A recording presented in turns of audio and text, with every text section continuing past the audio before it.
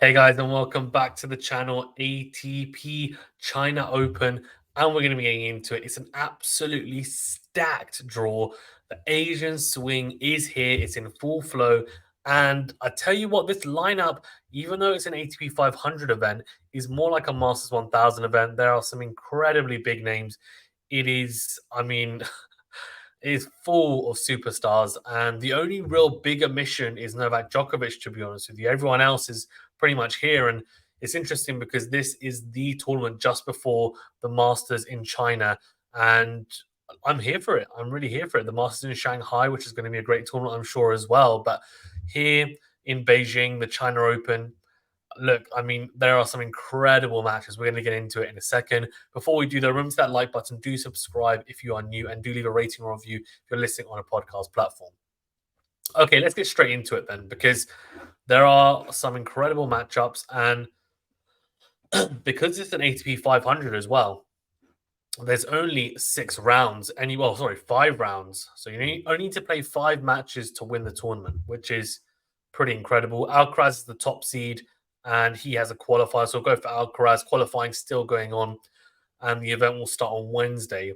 Khachanov is playing Musetti in a really, really good match. I'm looking forward to this one. I think it's going to be a really interesting one. Khachanov has been in good form, made a good run last week or this week to a final, and Musetti has been in okay form. The matchup, you would say, probably favors Khachanov, but what I will say is, how's he going to be feeling after having that run in the last tournament that he's been playing in? Could he feel a little bit more tired? It's been a long season, potentially, although he has had a long layoff due to injury. So maybe it might be a case of actually he feels okay. But I think it might come down to his body. Musetti, though, has been playing some good tennis himself, to be fair to him. So intriguing to see how he gets on. Musetti is such an interesting player, and I think he just needs a couple of really big wins to propel his career. Because at the moment, even though he's beaten, say, Djokovic on clay, etc., I just feel like there's something missing. And you know, the semi-finals of Chengdu Open, beating Sekulic, Ridonek, and then lost to Safiullin in straight sets, though.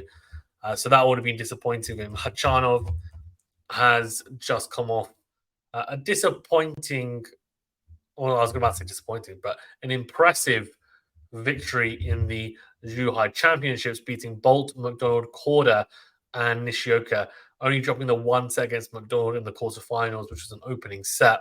The win against Nishioka was a good one. So, yeah, very good from Khachanov. It's a tough one to call. Both players playing some good tennis. I'm going to go for Khachanov just because I think he's more consistent generally. Echeverry to come through against the qualifier. Then we've got the return of Jan and Struff against Casper Ruud. Now, what I will say is I'm unsure about how the courts are going to play, and that's going to be interesting to see. Now, if they play quickly, then Struff will have a pretty good chance against Casper Ruud. I know he's had a bit of a layoff, but his serve and volleying tactic and also his willingness to come forward to the net will put him in good stead. But Casper Ruud has been in pretty poor form as well, which could contribute to Struff having a good chance in this matchup. Ruud, since the French Open final, has just been out of sorts, in all honesty. So I think I'm going to go for Struff to cause the upset here. Then we've got Holger Rune versus Felix Auger-Aliassime. This is an interesting matchup, and I'll tell you why. Holger Rune, if you were to say to me before the Laver Cup who's going to win this, I would have gone hands down Holger Rune. As long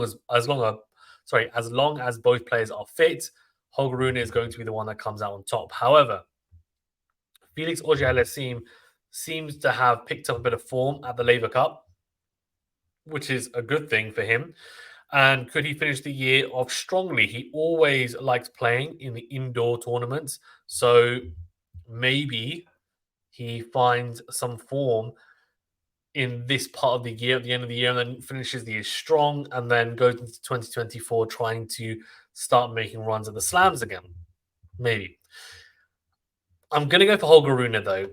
It's a little bit of a safe one, but I need to see it because I do wonder whether the Laver Cup victories came because, one, some of the players, i.e. Monfils, didn't take it as seriously, but two, not just that, but more having a team behind you, that kind of, I don't know, team atmosphere and patriotic side of things really does bring the best out of Felix's game, and I think he loves playing for Canada as well.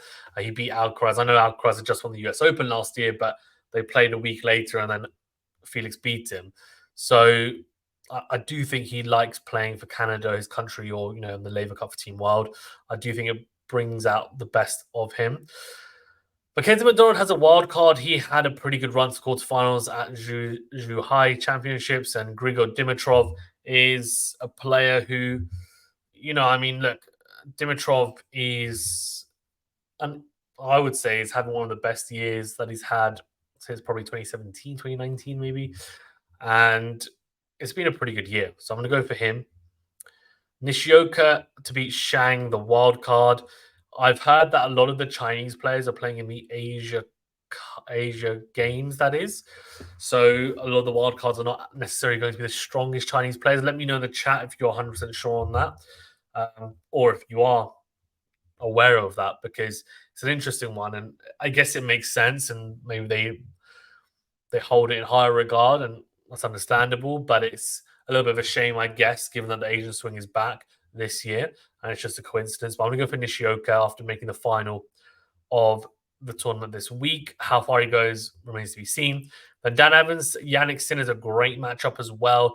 Yannick Sinner, great power hitting baseliner, had a pretty good year as well, to be fair to him. Dan Evans has managed to pick up some steam at the back end of this year after having a really disappointing first half where he just he was losing left, right, and center, and he was really having to think about what he was doing on court because he just wasn't enjoying it, he said. So I'm going to go for Sinner, though, to come through this, but it's a tricky one. Dan Evans has one of the best backhand slices on tour, and he's a wily player, to say the least. Zverev has just won a tournament himself as well this week, so interesting to see how he gets on, beating Safiullin in the Chengdu Open, beat Dimitrov, Kecmanovic, and Kotov on his way to the title. Schwartzman, I don't think he's going to have a lot of success in this swing, and I could be wrong, but I think Zverev is going to be too strong for the Argentine. Excuse me. Darius Fokina, I'm going to pick him to come through the wildcard zoo, and we've got two qualifiers. Now, this is a massive banana skin for Stefanos Tsitsipas. Nicolas Jarry is an absolute menace and has been this year. He is so, so dangerous. I need to check, have these two actually played before? Because if they have, I'm intrigued to see how they've gone. So it's actually 2-2, interestingly. Now they played 3 times this year. Okay, so 3 sets in Los Cabos, interestingly.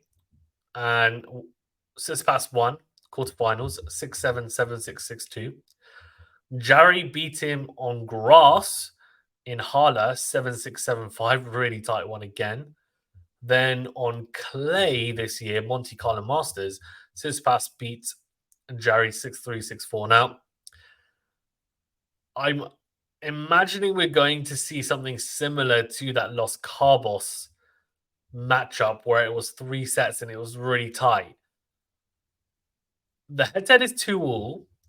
I'm going to go for Nicolas Jarry. I just have a feeling I'm pretty high on Nicolas Jarry. I like the way he plays. I think his game is very disruptive for most players on tour. I just think he hits such a big ball from the back of the court. His serving is huge as well, and he moves pretty well for someone of his size. Likes coming forward, pretty decent transition game. I like his attacking brand of tennis, and if Tsitsipas can dictate a lot with the serve and forehand, it's going to be difficult for Jarry, as it would be for 97, 98% of the tour. But I don't know. I'm going for it. I'm going for Jarry. Then we've got Andrei Rublev versus Cam Norrie. Now, Andrei Rublev didn't have a very good time of it at the Laver Cup. And Cam Norrie, a little bit of a high maybe after the Davis Cup victory. Could be a case of Norrie catching Rublev at a good time. Let's go for Norrie. But what's the head-to-head there actually as well? I'm very interested in these head-to-heads because this is a real clash of styles. We've got someone who's a power hitter from the back of the court in Rublev, explosive. Cam Norrie is a grinder. He is a counterpuncher by nature. Head-to-head is 2-all. I've only played once this year. Indian Wells victory for Norrie. Last year, US Open, Andre Rublev won in straight sets. All 4 of them, by the way, have been on hard court. All 4 of their matches. I'll go for Cam Norrie. I think that's a pretty sensible decision. Now, look at this. This is a great one. Ugo Humbert versus Lorenzo Sonego. I mean, talk about long limbs. You got to love this, though. You really got to love it. Honestly, Ugo Humbert's found a little bit of form this year, which I found really promising for him. Lorenzo Sonego. Now, Lorenzo Sonego is an interesting one. He definitely fluctuates in form. I think that's fair to say. I'm going to go with Sonego. Andy Murray and Alex de Minaur. By the way, Murray is always in somewhere near Sonego in a draw from what I've seen. I'm going to go with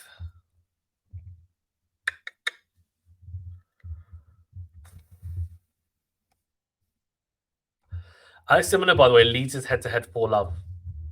Is that surprising? Shouldn't be. Alex de Minaur is a good player. Had a good season so far as well. I'm going to go for Andy Murray. I'm going for him to start reversing the head-to-head. Why not? Tommy Paul versus Daniel Medvedev. This is a ridiculously good first round.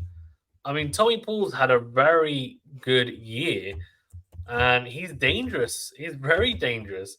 I mean, ask Carlos Alcaraz. The only thing I'd say is his game is probably not as difficult for Medvedev as it is for Alcaraz.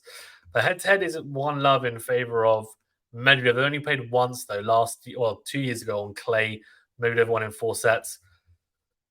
You know what, though? I'm going to go big. I'm going to go Tommy. If Tommy Paul serves big and Tommy Paul's clever, he transitions well, which he does. He's got good hands in the net. He's quick. He can play the Alcaraz style of game against Medvedev. Now, if Medvedev played like it against Alcaraz, then Tommy Paul's got no chance. I'm just being honest. I don't see him winning, but I have a feeling Tommy Paul might be able to cause the upset just because Medvedev's had a bit of a layoff since the US Open. But he'll be motivated given that he is in the running for the year and number 1 spot. I'm sticking with it. I'm going to stick with it. Okay, round of 16. Alcaraz, Khachanov. I'm going to go for Alcaraz. Struff, Echeverry. I'm going to go Struff. Holger Rune, Dimitrov. Really good clash of styles here as well. It really does come down to how fit Holger Rune is. If Holger Rune is fit, this is a really tough match for Dimitrov. He'll be frustrated as they clash horns, but Holger Rune, how's he feeling physically, will go for him. Sinner Nishioka. Now, Nishioka's had a really good week. He hasn't come up against anyone of the caliber of Yannick Sinner. Yannick Sinner should have too much in terms of his arsenal and just pure power hitting from the back of the court for Nishioka, but it's really in his own hands. Zverev, Daric, Fokina. Now, this is a potential banana skin. Fokina always brings his, well, not necessarily his A game, but his 100% effort anyway onto court. So his effort is sometimes enough, and he will fight and fight and fight, and he will try to make it as difficult as possible for Alexander Zverev. Zverev, though, is riding on a pretty nice wave after winning the Chengdu tournament, so we'll go for Zverev and Jarry to beat the qualifier, whoever comes through that. Norrie Sonego. Now, this is an interesting one. I think Cam Norrie has had a very up and down year, and Sonego, as I said, can be inconsistent as well. We're going to go for Norrie to come through, actually, though. I'm going to back him. He's not been in great form, apart from the Davis Cup, but mainly just because they won it. We'll go for Cam Norrie to find a bit of form, capture some form. I think this could be too difficult for Murray. I mean, if it's Tommy Paul or I think if it's Medvedev, he definitely loses if he gets through his first round match against Diminer, that is. And then we've got Tommy Paul. Look, I mean, it's a tough match, and I just think it might be too much for Murray, in all honesty, because Tommy Paul can match his speed, can match his defensive capabilities, and he's got a bit more offensively at the moment as well, and his serve is popping more as well. So it's not looking great on paper, and yeah, I'm just gonna have to go for Tommy Paul on this one. In terms of quarterfinals, we've got we've got Carlos Alcaraz versus Jan-Lennard Struff. I mean, this is a tough one for Alcaraz if Struff isn't playing his A game, but we're going to go for Alcaraz. Then Rune Sinner. Now, this could be a tough one for Yannick Sinner. I'm still not convinced, though, about Holger Rune's body. And really, for that and that alone, I think I might have to go for Sinner, despite the head-to-head being 2-love in favor of Holger Rune. 3 sets at the Monte Carlo Masters this year, semi-finals. Holger Rune lost the first set 6-1, won 7-5, 7-5. That's tight.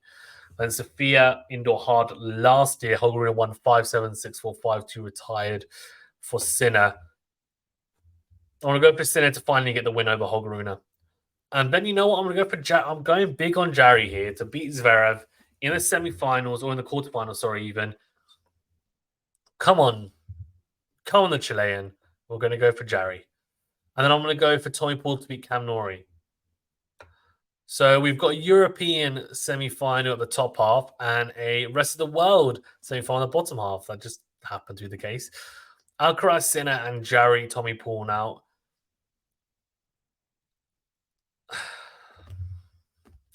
Sinner, Alcaraz, we know what that's about. That's a 50-50. The head-to-head, even is 3-all. On a hardcore, I actually fancy Sinner, in all honesty. So I'm going to go for Sinner. If they do make it to this stage, I reckon Sinner wins just because he'll take confidence from beating Holger Rune as well. Potentially, that is. Nicholas Jarry, Tommy Paul. I'm going to go for it. I'm going to go for Jarry to make it all the way to the final. I'm going for Jarry to make it all the way to the final. So, Sinner Jarry final. Have they ever played before? Let's have a quick look. So, the head-to-head is actually 1-0 in favor of Jarry. But it was in 2019, so 4 years ago. It's not really a good indicator. I'm going big for Nicholas Jarry. I'm going big for Nicholas Jarry. I'm going for the wild card, the left field pick.